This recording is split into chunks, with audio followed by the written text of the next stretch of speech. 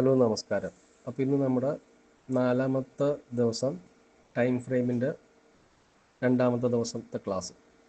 ഇന്ന് നമ്മൾ പഠിക്കാൻ പോകുന്നത് എത്ര ടൈപ്പിലുള്ള ടൈം ഫ്രെയിംസ് ഉണ്ട്, അതുകൊണ്ട് എന്താണ് നമുക്ക് അർത്ഥമാക്കേണ്ടത്, പിന്നെ ഓരോ ടൈം ഫ്രെയിമും തമ്മിലുള്ള ബന്ധം എങ്ങനെയാണ് വരുന്നത്, പിന്നെ ഓരോ ടൈം ഫ്രെയിമും കണ്ടു കഴിഞ്ഞാൽ നമുക്കത് എങ്ങനെ ഉപയോഗപ്പെടുത്താം.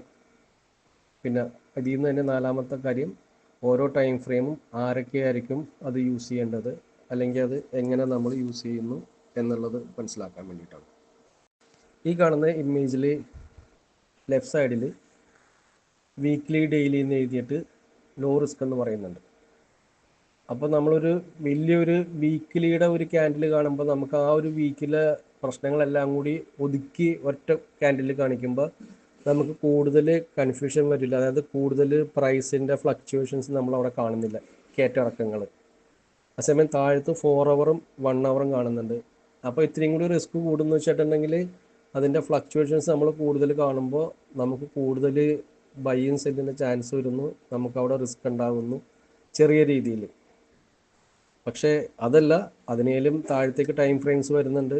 ഇപ്പോൾ വീക്കിലി, ഡെയിലി, 4 ഹവർ, 1 ഹവർ കണ്ടു. ഇതിൻ്റെ ബേക്കിൽ മന്ത്ലി ഉണ്ട്. താഴേക്ക് നമുക്കിത് സെക്കൻഡ്സ് വരെയും കാണുന്നുണ്ട്. ഈ റൈറ്റ് സൈഡിൽ കാണുന്ന ഒരു ചെറിയ ഗ്രാഫുണ്ട്, 4 ഹവറും 1 ഹവർ എന്ന് പറഞ്ഞിട്ട്.